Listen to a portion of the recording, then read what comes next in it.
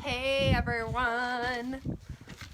Look, I've got a different scene behind me, and it's not a virtual scene like on Zoom calls. How's everyone doing today? It's Thursday. What you thankful for? Thankful Thursday. As you hop on, I'd love for you to say hi to me. Smash the heart button so I feel like you like maybe what I'm talking about. But I listen, so I go on walks. I try to go on walks daily. It doesn't happen every day, but most days I go on walks. And my walk time is spent, I'm like trying to dress myself apparently right now. My walk time is spent doing personal development, listening to podcasts or audiobooks, or positive mantras. So I used to run and I just listen to music. Well, now I walk and I get my PD on, my personal development on, and I love it. I just love it. And so sometimes I'm like, I don't want to end my walk yet because I need to learn more. Well, I listened to a podcast yesterday I listened to a lot that resonate with me, but this one I was like, I feel like I need to do a live about it. And it's about perfectionism and procrastination, as the title of this video says. When you hop on, say hi. If you don't know me, I'm Bethany. I live in New Mexico. This is my backyard. I'm not going to add you to my video because it's mine, but thanks for trying.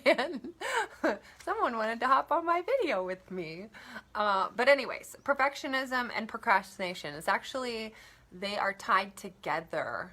So this podcast I listened to was Bob Heilig. If you are in network marketing, direct sales, multi-level marketing, any of the sorts, you probably know who Bob Heilig is.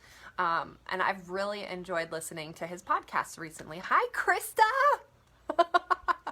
Anyway, so Bob Heilig, I love what he puts out. He makes a lot of sense. It's not like over the top. I hope your Thursday is going good. So he talked about perfectionism, the perfectionism and procrastination loop. It is tied together. And so first, I always coined myself, hi, hi, sorry, I wasn't gonna add you. I don't need somebody taking over my video. I'm nervous enough. And let me see if I can disconnect from Wi-Fi. Apparently my Wi-Fi is, oh my gosh. Are you gonna work for me? Come on. Oh, no. Okay, that's fine. Disconnect. Let's see if it oh, here we go. Okay, so I remember trying to do these projects, these big projects and assignments in high school. And it like actually fell over into college as well. But being paralyzed to the point where I wouldn't actually take action on this specific project or assignment until like the last minute, and I'm staying up super late trying to finish this project because I wanted mine to be, I think most people want theirs to stand out. Maybe I'm not like most people, but I just figured most people, kids do. They want the recognition. They want the praise from the teacher, their parents. And so I wanted to do something spectacular, and I would just like put it off, and then I'd get more stressed the longer I put it off, and finally I start taking action and then I'd be super stressed trying to do the project because I knew I didn't have enough time to finish the project. And so yeah, perfectionism, here, I wrote it down. Perfectionism is a person who refuses a standard less than perfect. And in all reality, that is unattainable on this earth. We are only human. And unless you are Jesus Christ, you are not going to be perfect. So, and I've learned that now, thankfully. However, the tendencies still seep in. Hi, Dawn. And I, kind of start falling back into that trap. In fact, I hold myself to a very high standard, and that's okay. That was another thing I wrote down. High standards are okay unless it leads to like anxiety, depression, and fear. And those things are typically what perfectionists deal with. So yeah, smash that heart button if what I'm saying resonates with you. I just, I'm a little fearful right now because I know this is not going to be perfect. It's okay. It's okay. But yeah, being perfect is literally an unattainable goal. And so we need to get past that, because if we are a perfectionist and we never take action, mainly I'm talking about like your success in whatever it is you're doing, a business, going through college, I don't know, starting a podcast, starting a blog. You need to produce content. If you're in college, you need to finish your assignments. But if you're paralyzed and you're not taking action, then you're not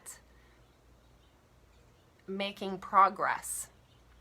So that's kind of the cycle, perfectionism, and you're fearful of not having something perfect to put out, so you don't take action. You continue filling your time with I don't want to call them time suckers, but like for me, every day I'm doing personal development, and maybe that's what you're doing. You're like, I need to keep learning. I need to keep filling myself with all this good stuff.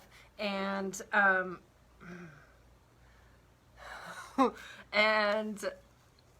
let's see, where was I going? I totally got distracted. And then we're not making progress. So we're paralyzed and not going in any direction. We're basically becoming professional learners. We get stuck in the professional learner trap, and that's not something we want to be stuck in. And I remember when I first started out in network marketing, I did that for years and years and years. And I took a course at the beginning of this year that totally got me outside of my comfort zone, and I started doing lives, and they weren't great. They were not great, and I always get anxious on the inside. Hi guys. When I'd go live, I'm trying to wave to you, Stephanie. It's not letting. There we go. I'd really get anxious on the inside, but I just finally hit that start button and just have at it and see what resulted.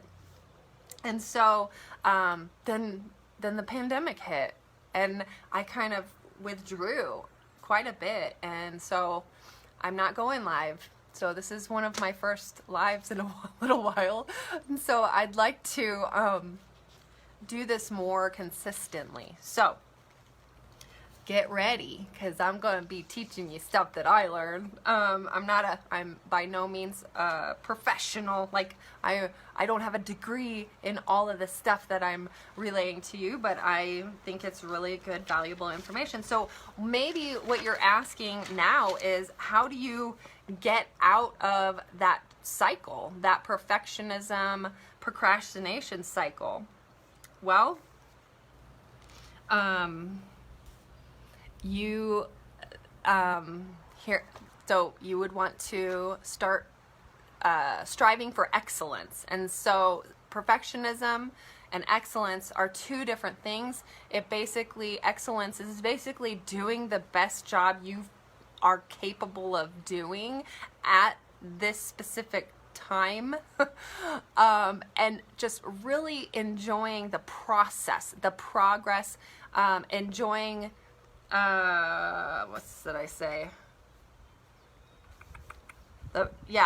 Enjoying the process of learning the tasks, learning the activity, you know, and growing from it.